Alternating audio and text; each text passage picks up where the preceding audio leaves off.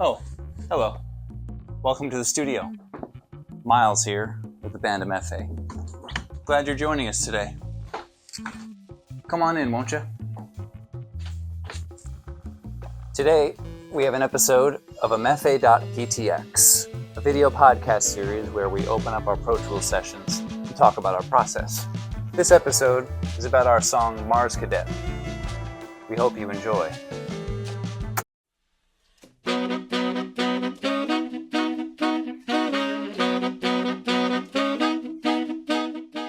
Let's talk Mars Cadet. You wrote this song.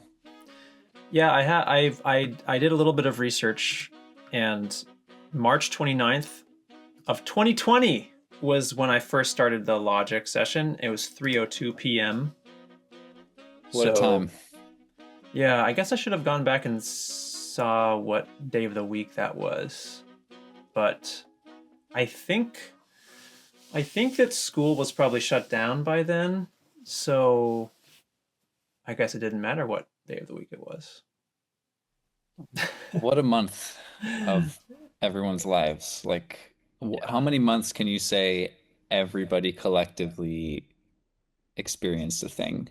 Right. March 2020, we were Yeah. all experiencing the same thing. Yeah, that's a trauma that transcends like most like borders or demographics. Like everybody was just like, oh yeah, that was a crazy thing. Yeah. But the reason I noted that is because I think you asked me like what's the deal with the title, and I What is the deal with remembered that title? I think that I had been interested in this idea of like long-term space travel, and like the feeling of when you are going to do a long drive and you have to kind of like pack your physical belongings, and then you have to like pack a set list or like pack like a podcast, have something to kind of occupy you on the journey that will be X number of hours. And then the idea of doing that as if you're going to be in a spaceship for like 2 years. I think I was thinking about that, and I tend to write a lot of music that's like repetitive and has like a simple theme that repeats, and those are the songs that tend to get stuck in my head. So I guess it was just this idea of the feeling of being like on your way to another planet and being like, well, I've been in this spaceship for 6 months and I have 8 more months to go, and I'm going to listen to this music that's just kind of like trance music in the sense of just like repetition. Mm-hmm. So I think that was the original kind of like impetus. And then I also, looking back at the demo, a lot of the original sounds were very kind of like crackly synthy sounds that kind of sound like transistor radio, like no low end kind of thing. And I think that those things all kind of combined into just like Mars Cadet being the phrase that's stuck in my head. Mm-hmm. And when you first started writing it, was EMEFE in your mind? I don't think so. I was saving this. I wanted to play. So the song I in excavating the demo, I remember how the song started, and it is so not what it is. So I'm not sure if this would be a good time to just share that with you. I was like saving it. I was like a surprise for you because it's just like it's very, very different. I say let's do it. Okay, cool.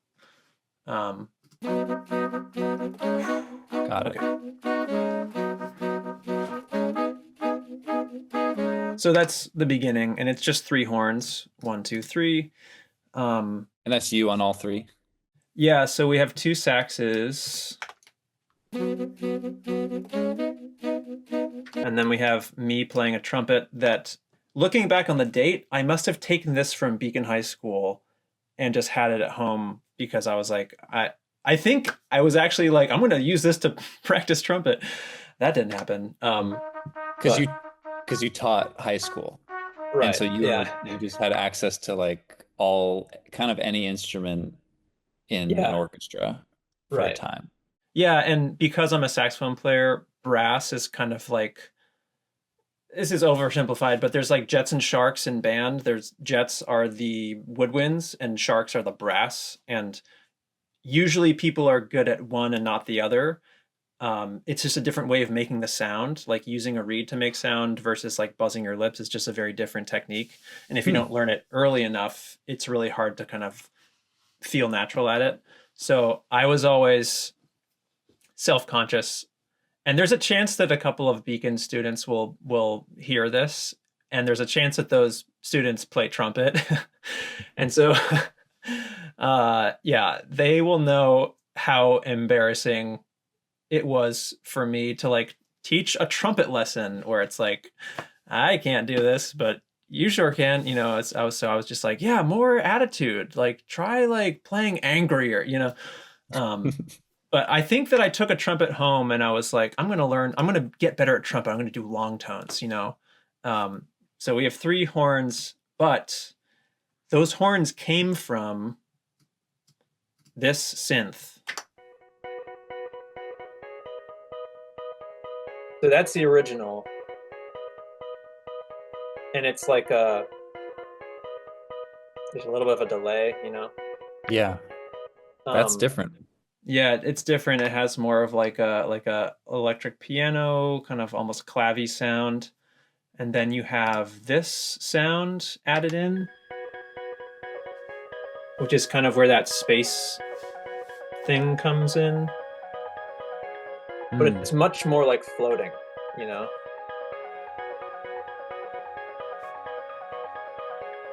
Wow, that And is much, a totally different song. yeah.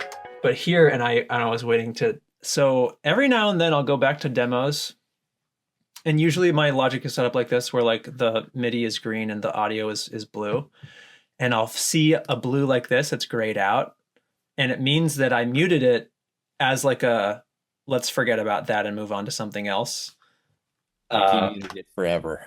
yeah, but then when it gets unmuted, with all the other context changed, it's a really crazy. So this was the first saxophone that I recorded on this. Um, you can even see that they're numbered, like recording 46. These are like the real horns. This is 31. So this was like an OG. So this like changes the whole song. And this was just an improvisation that I did over this.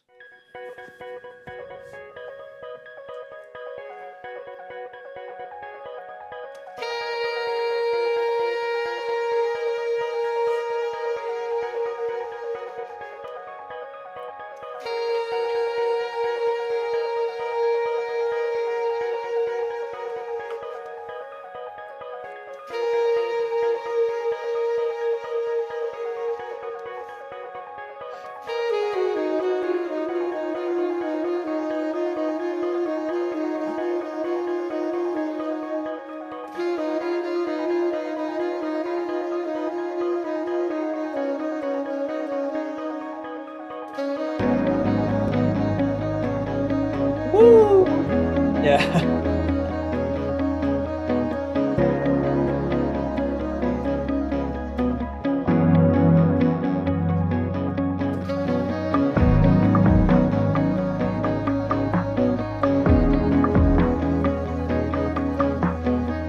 Floating.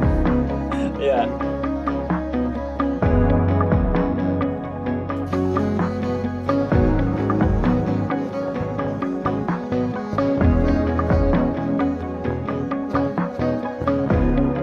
Yeah. So that was the original kind of thing that happened in this song. And I guess that kind of like drop there didn't exist yet. So it just kind of, and I think that was why there was like this outer space thing, because it was this very weightless feeling groove. It wasn't even really a groove, it's just kind of an ambiguous, like eighth note kind of thing where there is no defined one. Um, Right. yeah. So just like very different. That is so different from where the song ended up. Yeah. But you were the one that like at some point you decided I'm gonna record those keyboard parts onto horns and Hmm. add that instrumentation. So I think I think how that happened was that I'm always trying to find, and I think it's even the delay of it. Oh, here we go. Okay, so this really gives away my whole like secret of like writing music. Um, do you see at the very beginning how the horn parts are off, like the downbeat here? There's like that space. yes, Okay, so that's that's it. Like that's the secret. So these were recorded here, and I just nudged them over 1/8 note. you recorded them on the beat and then you nudged it. Yeah, so I heard it originally like this. 3 4 1 2 3 4 1 2 3 4 Yeah, 1 2. which So is how okay, I okay. hear it when the song first starts, that's how you hear it because you take the first beat you hear just automatically as beat one Yeah. until you're told otherwise. Right. And Yeah. then once you learn what it is as a listener, then you're forever changed. Like if the first note of the song is the end of four, the first time you don't know that, but then every time after that, your brain knows when you click play, you're hearing the end of four or whatever. Hmm. Yeah. I think that's just my favorite. That's my like listening to a lot of bands like Meshuggah and Dawn of MIDI, where like I mean I guess Meshuggah is not shy about like showing you where the big beat is, just in terms of like the drum pattern, but I just like I've always been drawn to that feeling of, it's kind of like Magic Eye. Do you ever look at those things? Like it's like a computer generated image that just looks like all like visual gobbledygook, but then when you do that kind of like relax your eyeballs thing and you get like the double vision thing, Oh, it yeah, like locks into like a next level of thing, and you see like a cat or like a kettle or something. right. um I am just like so like addicted to that feeling when it comes to music, where you're like, you thought you knew where the big beat was, because that informs how we think about rhythm so much. um but then creating music that's purposefully off, that it's like it kind of like tricks the listener into thinking. And like Sunspat is 100% the same way, where it's just that's the deceit, or Right. that, I guess it's not deceit, it's just like it's an illusion. And it's fun to do that. Right. There's like rests in the music that you can't possibly see when you're listening to it, obviously. Yeah. But it's written a certain way where with Sunspat, like there is a downbeat. Like when you press play on Sunspat, you're actually like starting bar one. It's just that it starts with a beat of silence. Yeah. Right. And I kind of, Da-da-da. yeah, there's like a breath, like a like an inhale there. And I feel like as a horn player, that's what, like you're literally like the four of us horn players are inhaling that da da da. It's like the inhale is one. And that was just to bring it back to the band teaching stuff. Like when you teach somebody how to play an instrument, you're also teaching them how to breathe. And so teaching them how to breathe, like breathing intentionally, like on a beat or like in a specific point in time, is a big part of like horn playing. So Mm. um It's yeah. kind of a beautiful thing, the idea that like the silence is part of the music just as much as the noise or sound. Yeah. And not only silence, but like breath is a part of the music. And I feel like in Sunspat and also in Mars Cadet at the very beginning, you can hear the inhale. And usually the music in general, besides unless there's a vocalist, like there's you can't hear the breathing, just Hmm. like in general, unless it's very Yeah. quiet. But this is one of those moments where like you get to hear the breath. And I Hmm. always like to keep that in the recording and in the final version because obviously with producing and with like modern music production techniques, like the you people tend to like take out all the breaths, all the clicking, all the mouth sounds, like you want it to be clean. But with this, it's like that breath is really important, and it's also a collective, at least for the horn section, but also for everybody, for the listener too. Yeah, I've definitely noticed like when we play some of the more horn centric songs, especially live, like we've always breathed together intentionally, like as a band, but like I'll notice when like in Stutter, like when we're doing the chorale part, like in the breaks where the horns are breathing, like I'll know, like I'll look at Doug and like Doug is also breathing there, or like Hop, like there's that's a cool thing. Um, yeah, but yeah, this visual really kind of gives away my whole like I can't say that I heard it that way. That's one way where it's like the ability to kind of just like nudge it over an eighth note. If I was, I don't know, like writing music in like 1860 and didn't have Logic, I don't know if my brain could do this, but this is the Right. tool that I have. Yeah, I mean this is kind of amazing to me because I thought that you wrote the song to you like the sort of misdirect for Mars Cadet was written into it. And it was eventually. By the time it made it to me, it was written in. Right. But when you first started it, you heard it the way that you are misdirecting people to hear it. Totally, totally. And I think honestly, like with this one, more than any of the other ones, I would put this on my phone and listen to the demo like over and over and over and over. And I would actively try to hop back and forth between like hearing this is the downbeat or that is the downbeat. And I Yeah. think maybe like that exercise was part of the process.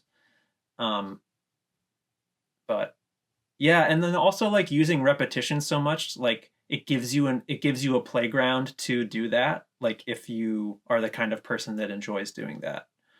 Um, Yeah. so Well, that obviously we have like a that is one thing about Fela's music that is so unique and is one of the parts of it that's hardest to access compositionally is like the rolling nature of the arrangement of the parts in this way that you it does sort of force you or it encourages you to not really count and it just kind of like it mm, undulates. It just like moves forward. It is on a grid. It is most often in 4/4, but you're not feeling that mm, throughout. And that's like something about the composition of the guitar and bass and drum parts where it's like it's not like boom, boom, boom, boom, boom, boom, boom. That's one possibility, but just as often there will be a collective accent on other parts of the beat and other mm, micro parts of the beat. yeah, Um, and so that's why playing in Afrobeat bands or whatever, there's often the thing of like, wait, where do you think the one is? And where do I think the one is? And as long as we can start and stop together, like, let's just not talk about it. yeah, Um, and if your one and my three are aligned, like if where I think the one is where you think the three is, then we're like 99.9% good. But if your one is where my two is, if it's like one beat off, then that leads to screwy Yeah. things where it's like, oh wait, we have to stop and like start over. But like Hmm. one and three are cool, two and four are cool, but Hmm. one and two, two and three that you can't go Yeah. one beat apart. Yeah, I feel like Sunspat was like a 16th note off. Mars Cadet is an eighth note off. I think that when you're inside of one beat, that like is it there? Is it there? Is it meh or like that's that's like okay because we all kind of like know that it's like that's the beginning of the phrase versus the end of Yeah. the phrase, but like not to like, you know, make any accusations, but I feel like you write music sometimes where like you're not playing like inside a beat. You're like, I want to see if everybody can feel one like in this place that's really not one. And I think it's because of your experience like really like digesting a large volume of like specifically like Fela's music where a lot of times like it's not beat one or two or three or four. It's just there, and that just is what it is. And like putting any kind of label on it is just like there's an attitude of like why would you even do that? You know, I feel like Yeah. you there. I'm assuming this will come out by the time. Well, anyway, there's another song on. You can just talk about it. Yeah, Okay, whatever it is. yeah, there's just like there's just is it leftover? Probably. Yeah. Yeah, that's and it's just like you and I don't want to get heated because it's Monday, but you say you can feel one where it is, and I cannot get there with you. I just can't do it. So I don't know. Yeah. Sorry, man. Unfortunately, I'm It's not going okay. to change. Uh, but when you have a 10-piece band playing a song, you gotta fuck with them a little bit. Hmm. It's a missed opportunity if you're not gonna throw some wrenches and really like to get 10 people to like do a thing, the same thing ever is impossible, Hmm. but possible.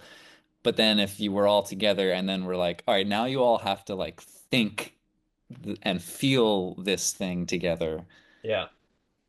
When The f- it's a rough road, but like when you get there, it's kind of like it's just joy to me. The first time I feel like we did that as a group was with BBB. I feel like that was the first one where there was like months would go by where there was kind of like a debate about where like one like not where one was in theory but like where you felt it like where do you feel like this phrase where's that hinge that like the phrase Yeah. kind of like hangs on and I really do think that like we all got there eventually. Yeah. um, BBB yeah. is another one because the first guitar part starts on the end of one. Right. It's like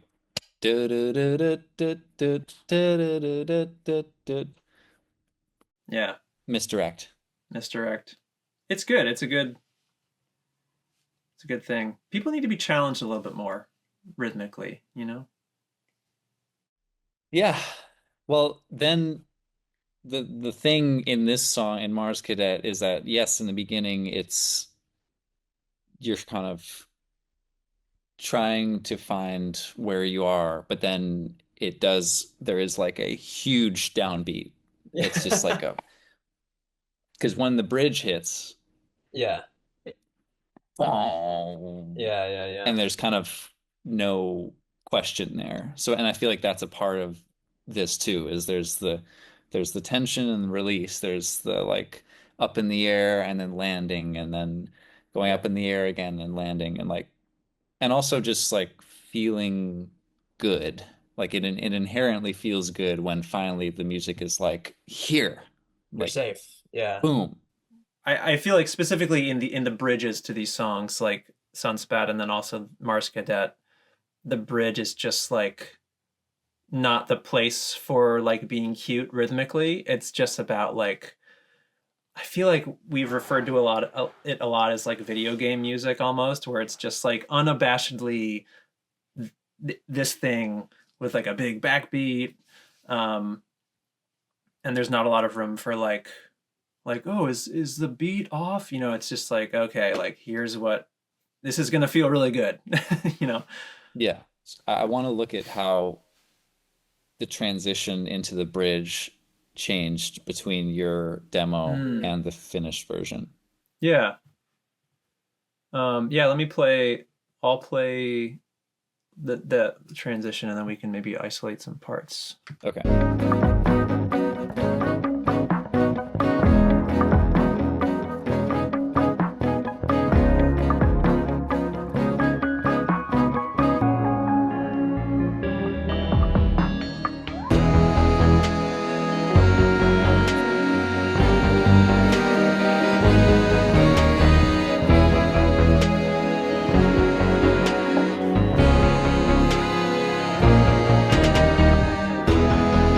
Yeah. Um, Cool. And then just without like, let me just play the yeah. finished version. Welcome to the sesh. Let's see.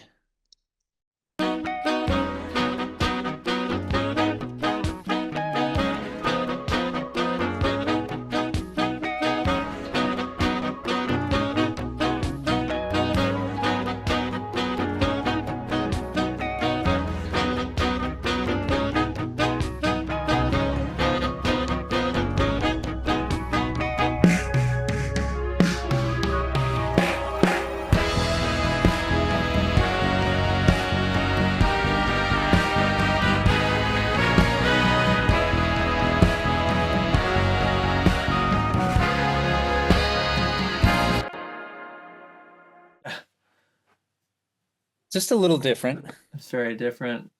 Do you want to talk about it at all? I just had a bigger kind of picture thought, which was that it's I feel like the biggest difference was a lot of these demos, I don't think about drums at all. Drums are just like, you know, like 5% of the song. And or just like as a drums are a way of keeping track of where the time is, but it's like it's not a character in the story necessarily.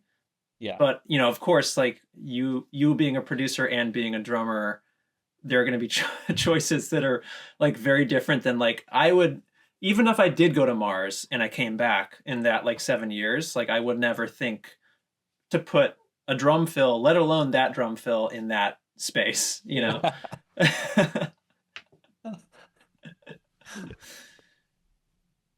Well, of course, when I heard it, it was like one of the first ideas I had. Right. There, that's why we make music together, I guess. Peanut butter and jelly. Um, because yeah, I was like, all right, we have this big bridge, we have this other section. We obviously need something to bridge the gap. Um, and you know, every drummer is has Phil Collins in the air tonight in their mind somewhere. Yeah. Um, and if the opportunity presents itself to get into that vibe, and to Right. have your own in the air tonight moment, Right. wherever Everybody that sees it. that Phil Collins fill was lodged, it suddenly it's like this is it. Yeah. Um, and that one similarly, okay, so like so far in the song up until then, Mars Cadet, it's like, even though the time is like you're a little bit off kilter, generally it's like pretty like downbeat, like Right. so I definitely wanted to do a fill that introduces syncopation in a different way, um, Mm. and does a sort of over the bar line type of like misplaced thing. Mhm. Like in the air tonight, Phil Collins does like dun dun dun dun dun dun dun dun dun dun or something like that. Right. Um, so here are the drums. I'm just gonna solo the drums.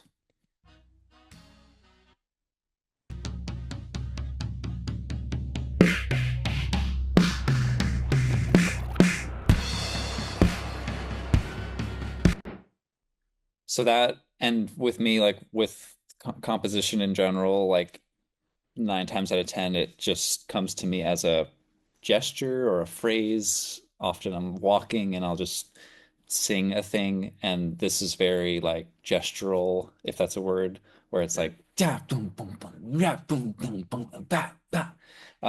And something like that is, you know, I work on a lot of different songs. I will still get those ideas, but it's like, no, no, no, no, no. Like obviously you can't do that in this song. Yeah, yeah. But this time that idea was welcome, and it was I was like, putting that out there energetically of like this. And part of what MFA is for me is like letting in, it's like a very letting in ideas, open arms energy about like ideas that are purely based around just like musicianship, like connection to your actual your instrument, and not uh putting your connection with your instrument, uh not making that secondary to songwriting or a Mm. singer, or like serving the song in more of a pop sense. MFA is like mostly instrumental, so if an instrumental idea happens, there's a lot more room to just like build around that and let it in. Right. So, and then from there, I added like this Echo Boy and Phase Mistress, to just create this weird, wild feedback moment here, to Mm. make it even more kind of Oh, like we are taking off there, you okay. know. Yeah. So there's multiple things going on, I think. Let's see.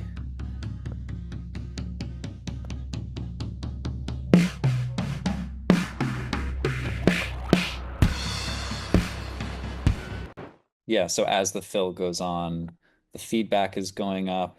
Mhm. The actual echo rate is going up, so it creates that. Yeah. And then I guess there's also a reverb throw happening. And then there's a phaser that just turns on right there. Mhm. So anyway, Yeah, the phaser is what gives it um it seems to give it a voice in a way that I feel like a lot of drum fills don't have, where it's like, where I guess I should say, like, usually the the the phrase of each different drum being played is what gives it like the articulation, but in this case you have that plus the phaser gives it this weird like shape to it, where it the first time I heard the fill with the phaser on it, I was like, it's like somebody's talking to me or something. It's very like verbal sounding. Um, yeah, it has a character yeah. for sure. While we're on this topic of drums and stuff, there is a thing I'm looking at the tambourine here, All right. and that reminds me of like a production concept that I don't know if I came up with this. It's very likely that I did not, but it's something I've never heard anybody talk about, and it's the idea of like percussion as production. Um, so like using live percussion to achieve things that uh, you could achieve with a host of other instruments or plugins, like kind of tricks and like all sorts of things that producers I'm sure have just like ready to go. But for me, it's like not only am I not trained in that way for production, but I also think in terms of drums and percussion first. So like in this section that's leading up to this big moment, um, there's the tambourines that come in.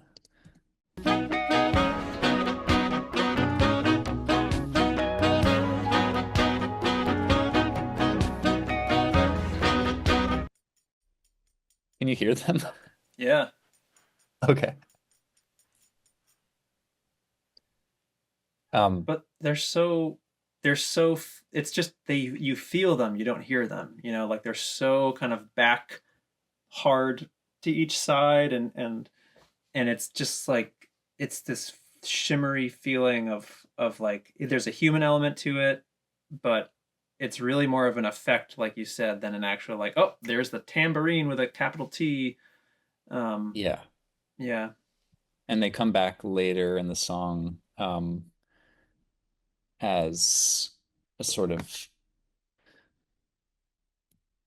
reprise. And something I like to do with something like this when the tambourines, when an element is going to come in to kind of, it's something that I don't know where I've seen, but I feel like I've seen a percussionist do like a little like yeah, like just a little call, like, hey, I'm in here now. And yeah, yeah. in tracking tambourine specifically, I always, and also shekere and like a lot of percussion instruments, I like to like have a little like wave hello, or which also doubles as like a creates a wave of momentum into the downbeat. So it's Right, like kind of like a Kramer entering in Seinfeld. It's totally. like, as Yeah, opposed to just like appearing. Hi, I'm here. right. And I also, when you're doing modern recording techniques where like you're overdubbing, uh, it's not band in a room. There's not a specific tambourine player there. Like I like to think that like if there was a tambourine player there, when they were getting ready to play and picking up their tambourine, the tambourine would like make a little noise. Like Mhm. it wouldn't just sort of exist. Eh, So this is like the entrance of the tambourine here.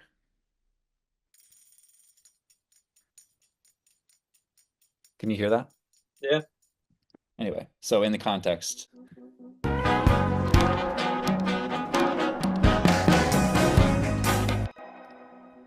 again, you can you can kind of barely hear it in context, but like it's that little shimmer of like I have to be honest. I That's the first time I've noticed that tambourine call in that break.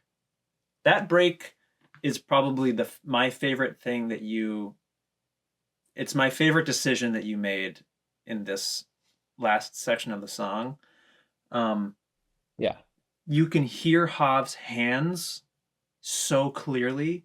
Like I don't hear the conga, I hear hands of like my friend. And then you hear it's so great, and there's so much negative space, and but that's the first time I heard the tambourine. Like I think I knew that the tambourine came back in, but I didn't realize that it kind of like added to that very last bit of the fill hmm that's right before the like when the groove comes back in. um that's Yeah. So super the cool. break we're talking about is this break here.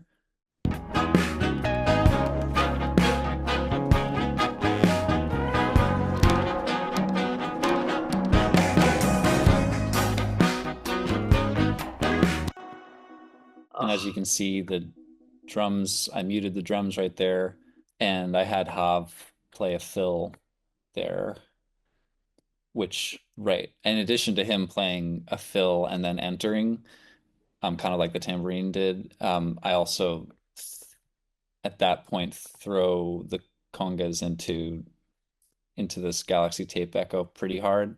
mhm. Um, so it sounds like,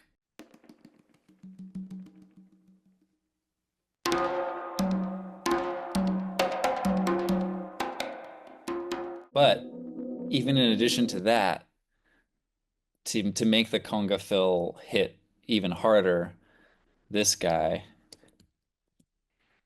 right here, Hmm. I threw a little reverse conga ahead of it. Uh, Oh shoot. so that altogether, the reverse plus the conga Yeah.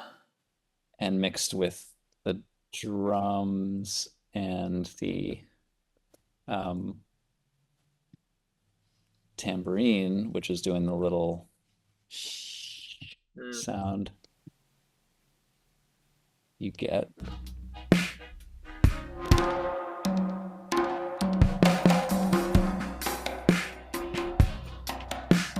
Yeah. Yeah, that the sound of the conga in the through that the tape echo, Yeah. that sound, I don't know if you've ever like, was that the first time you had done that? So because it is really kind of a belligerent use of that plugin, but it sounds so awesome, and it also comes back later in the album. Um, Yeah. was that the first time you had kind of discovered that combo? I think so. Yeah. I mean, I've in my time with Antibalas, I like got very used to the sound of like distorted congas and also throwing congas onto a tape delay. Like I had been exposed to it. I think this was my first time actually like making that happen myself. Yeah. Okay, I wanted to ask you something. All right. Okay, so Mars Cadet is centered around this repetitive melody that's played with the three horns, and just the melody alone is like and then as the song progresses, a chord progression comes in underneath it and kind of contextualizes it. And that's one of my favorite things in composition in general, but also your compositions, is that often there will be there will be a melody on top that you're kind of reharmonizing throughout and recontextualizing. So I'm just gonna, before I even ask you, I want to play that. Here's the beginning of the song with just the horns.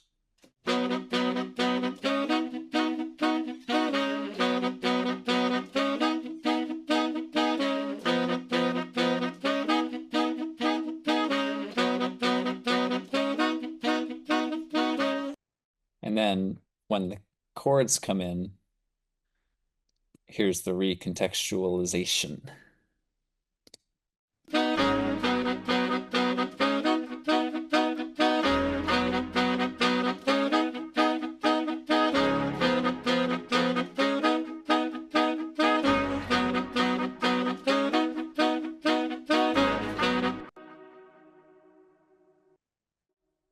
So I guess my question is basically just like, how do you think about that? How do you compose something like that? But also with this specific song, did you go through different combinations, or is it kind of like you go with what comes kind of first, but also naturally? Yeah. um, I think the first place to start would be, I think as a horn player, which was kind of my like bread and butter. Um, it trains you to think in a certain way, which is, what part of this chord am I? Like, what voice in the chord am I? And how is that? How is my singular voice in that cluster being expressed? Um, and so, in most music that we listen to, um, there is this idea of like a pentatonic scale, which is five notes, and in this case, it's uh, so da da da da da da. Um, you can hear that in two ways. You can hear it in major and you can hear it in minor. So that's like B major, which is, I would, in my thinking, that is the home of the song. bum bum bum bum bum bum. So there's the major implication, but then there's also the minor implication, which is that same scale, just starting on a different note. So instead of bum bum bum bum bum bum, it's bum bum bum bum bum bum. Um, and that's kind of where the song starts. So it's just you take one collection of notes, which in this case is like the B major pentatonic scale, and you're playing around with how different chords sound with that one pentatonic scale just swirling around. So at the beginning, when I played you that kind of like swirly, kind of static sounding, suspended, rhythmic, like synth thing, that's really what it is. Is it's just like it's one collection of notes where you can't, like, if you play those five notes, you can never really play a wrong note. It's why a lot of like students start with this kind of music to learn it, because um, you're kind of taking away like the stress of like playing a wrong note. Um, but yeah, it's really just about like creating chord progressions that are satisfying and that kind of allow that smaller group of notes to always kind of be in play. And it kind of creates like a harmonic environment, I think, that's, at least to me, is very like pleasing to listen to, because those five notes just like always feel right all the time, even though that context is like changing. um, and so like in this chord progression there are four chords that repeat. Yeah, what are those chords? So the first one is I would call it a G sharp minor 7, and then we have E major 7, and then we have C sharp 7, and then we have F sharp suspended. Notice how like we never play a B major chord. B major is like technically the home of this in my like in this in the solar system. We're going to keep the space theme. In the solar system of the harmony of the song, B major is the sun. Everything is revolving around that. All of the rules of the harmony have to do with B major. And what But note we is B? da, Da. yeah. So if you can hear that note in each of these chords. Right, and that's what you're playing on saxophone. Da, da, da, da, ba-dum, bum, bum, ba-da. Yeah, it's kind of like a melody that starts on that B. Let me just see if I can play that.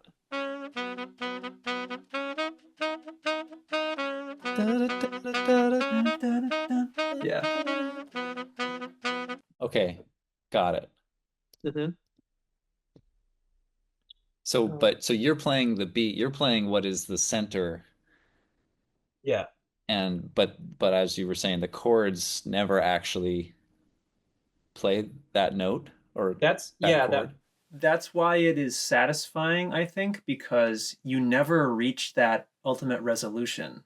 You're always kind of like teasing it, and you kind of like, it has this like perpetual motion thing. Uh it could every time. So can you play the fourth chord, the F sharp sus?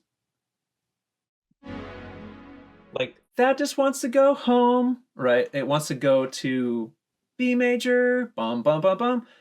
But every time that happens, you go back to the minor chord, the G sharp minor. Oh, this one. Yeah. And a lot in like Western harmony, that's called a deceptive cadence, where you have like a five chord that wants to go to one, but instead it goes to a different chord that's like technically kind of the same, but it just has a different root. Um, and so you have this feeling of like, we can just kind of like do this forever, because like everything kind of works together. But whenever you think you're about to go home, it goes back to that minor chord, and like the journey starts again. Hmm. And it's interesting that you, as the composer, are kind of holding down that center the whole time, and but everything around you is just circling. Well, I think, yeah, that's been my experience as a saxophone player, I think, because a lot of times when you're playing saxophone, that's your experience, is that you're not playing the bass thing, you're not playing the chords, you're not playing a percussive thing, you're just kind of one voice in this big thing. And so you're kind of trained to um, identify with like a melody. And a lot of times the melody is kind of like the focus of the song. Um, so yeah. That's a really cool concept of like what writing a song even is, that you as the songwriter, and also just as a member of a section, of a horn section, Mhm. I think I take for granted that like you're each playing, like when I hear a horn section, I hear all of it together. But from your Yeah. perspective, you're just playing one piece of the puzzle. Right. And if you were to take away that, it's like super important part of the puzzle. But like if you were to like just hear the song from your perspective with your part like super loud, it would be like off-putting. It'd be a different thing.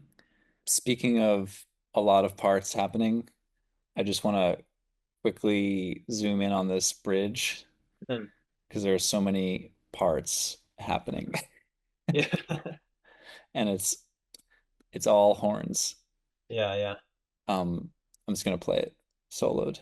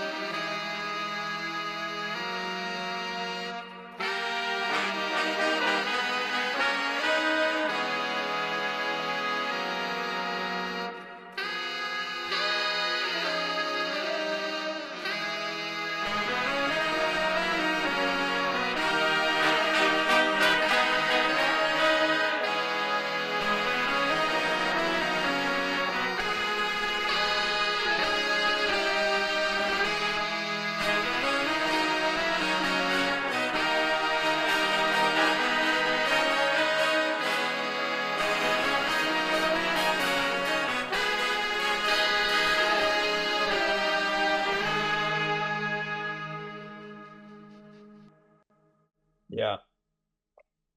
It's a lot of parts. There's a lot of parts happening, and what people maybe don't realize listening is that each of those elements that comes in is a four-piece horn section playing it. Um, so like this random part, I can't even like, yeah, as you can see, here's four horns. Here's another four horns. Here's another four horns.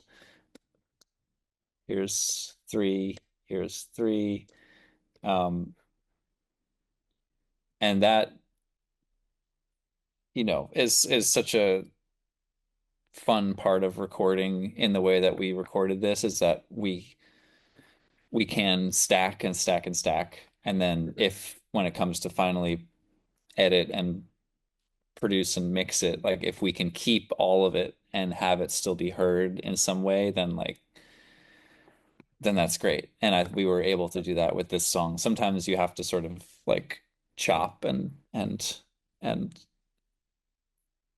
things just get lost. But Mhm. we spent a lot of time in mixing, kind of tweaking the different elements that come in, the different groups of horns that come in, and making sure like, can I just hear that a little more? Oh wait, no, no, now it's too much. Let's just put it down a little bit more, and just kind of trying to strike the right balance with however many horn parts there are. It was Yeah. a very fun challenge.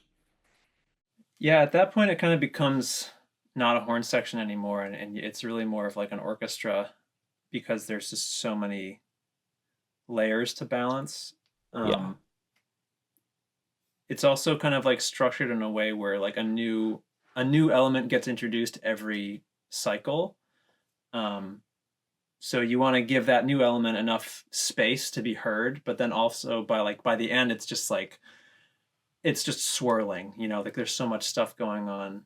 And again, like that for me, like writing it starts as like an exercise of like, what can I add here? Okay, like we're back at the beginning of the cycle. What more can I add? It's like almost like an additive exercise. Yeah. Like how much can I add without it being like total nonsense? Yeah. And we come right to the edge of total nonsense, though. At the end of the song, there's all of these extra horns that come in. Um, and I just wanted to highlight them because this was the part of the process where like we've tracked all the things that we meant to track, and now it's like let's throw some other stuff on the end here. And I think it yielded like it brought the song out of this very tightly composed space and put it into a more improvised and playful, and well, not that the composition isn't playful, but like just more throwing things at the wall energy. And there's also some soloing from Ani in this. So I'm just gonna play it and see how it sounds. Oh, and the fun part of it is that the original horn kind of ostinato theme is going throughout the whole thing.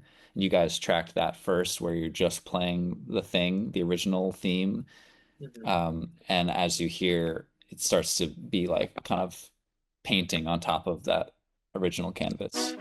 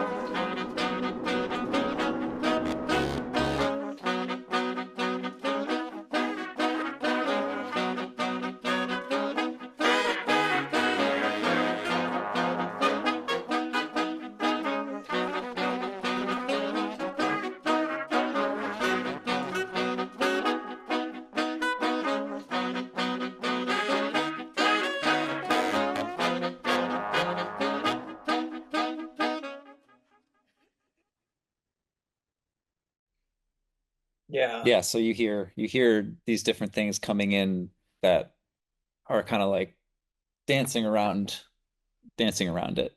Mm. Yeah.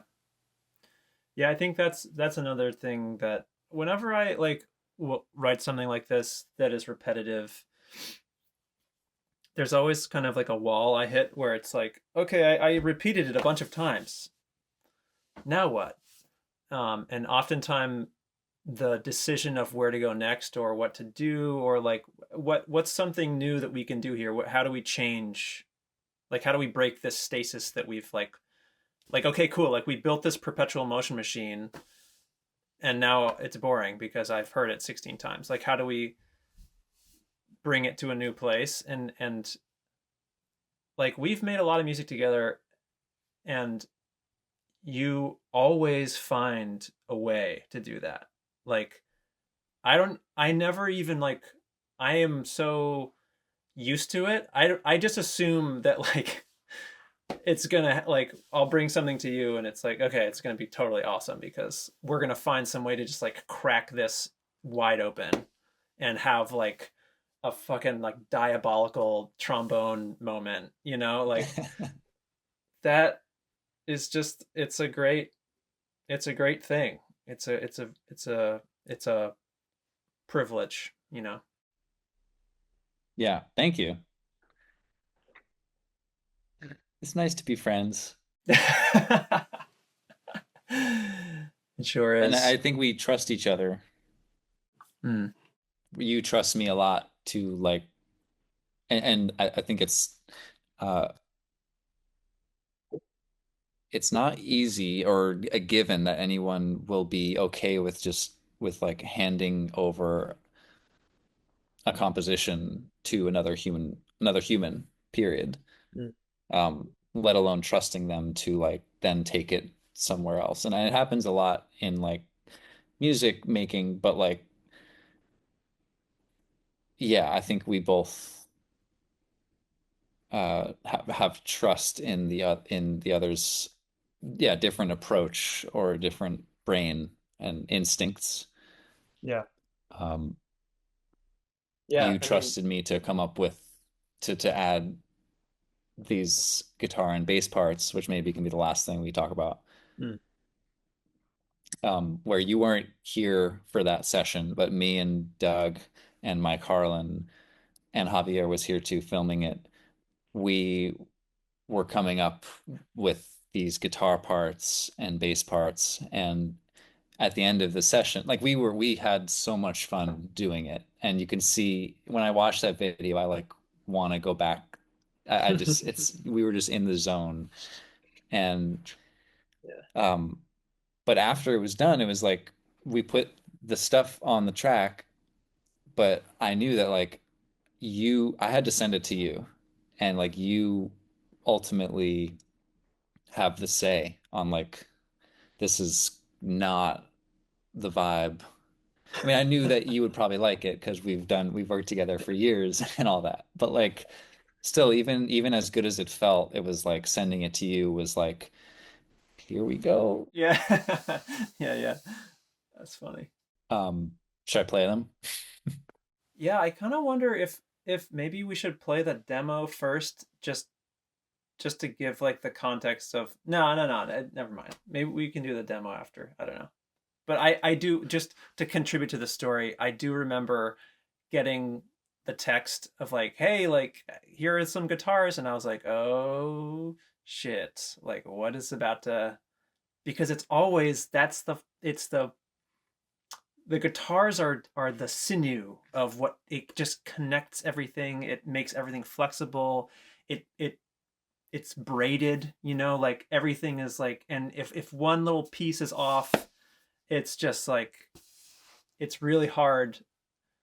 And again, it's just like it between you and Doug and Mike Harlan, like it was always going to be amazing. But it I remember where I was when I heard it for the first time, and I was just like audibly like saying things like to myself, like oh my god, like it just sounded so great. So yeah, not to hype it up too much, but Here it is.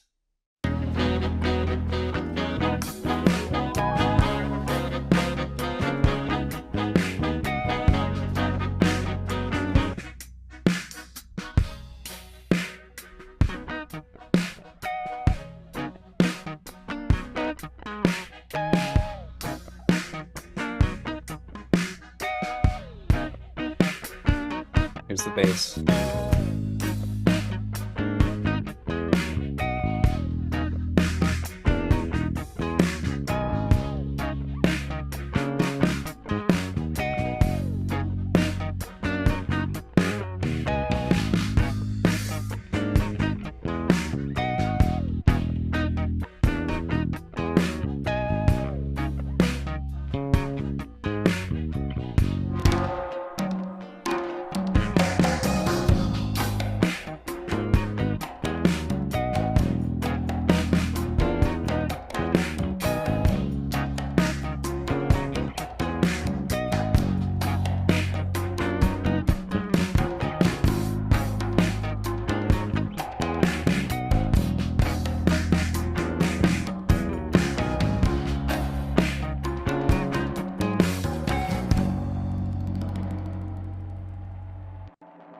just like ridiculous.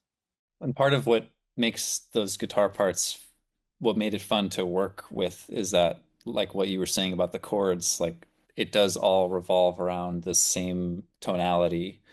So we were able to like find parts that feel kind of like they're repetitive, or well, they are repetitive parts, but they're not outlining every chord like exactly. It's kind of like taking the high road over Mm. over the chord progression. Um, in a way that guitar parts can't. It like, again, if they were louder in the mix, if they were more central, you might hear like, oh, that's kind of an awkward note to play over that chord, but because they're so tucked and where they are located, um, Yeah. it it works and it gives like this continue continuosity Yep. to the groove. Can I ask who played the tenor part and who played the jingle jangles? Do you remember? I do remember, of course. Do you want to guess or did you look? I didn't look. I haven't Okay. looked. I'm just in the moment. Um, Mike is playing the chord, Oh, the falls. Oh, and I'm playing the tenor part.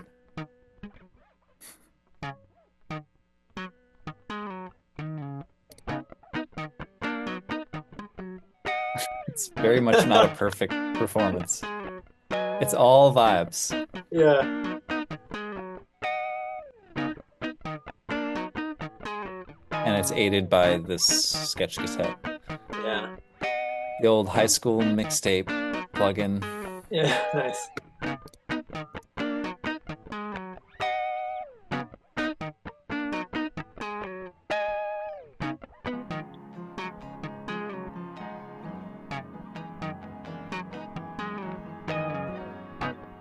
Maybe a disco remix coming soon. I don't know with that Yeah. piano, man. Yeah, man. Put some four on the floor. Um, yeah, that So, those guitars are perfect. yeah, I feel like this song, it's like a unique one in that the structure of it is kind of its own thing. It like opens up and then it really blooms in the middle and then it has a slow cool down. Mm, But I feel like we without needing to fuss over it too much, it just unfolded into what it is. And your demo laid uh, already it had the foundation, but the structure I think was more like up to like I don't know, maybe it should go here and yeah, I feel like it just through bringing in everybody in the band in different times, it just took a shape and yeah, I'm so proud of this one. yeah. Yeah, it's really cool how I think that a lot of times MFA has a tendency to like double down when there's a repeated theme or like when the A theme kind of comes back, there's like a recap. And I think this is an interesting example of when instead of doubling down, it's like what if we actually like took half a step back and like let it breathe on its own and I think the result here is like proof that like that's also a really good decision to make Mm.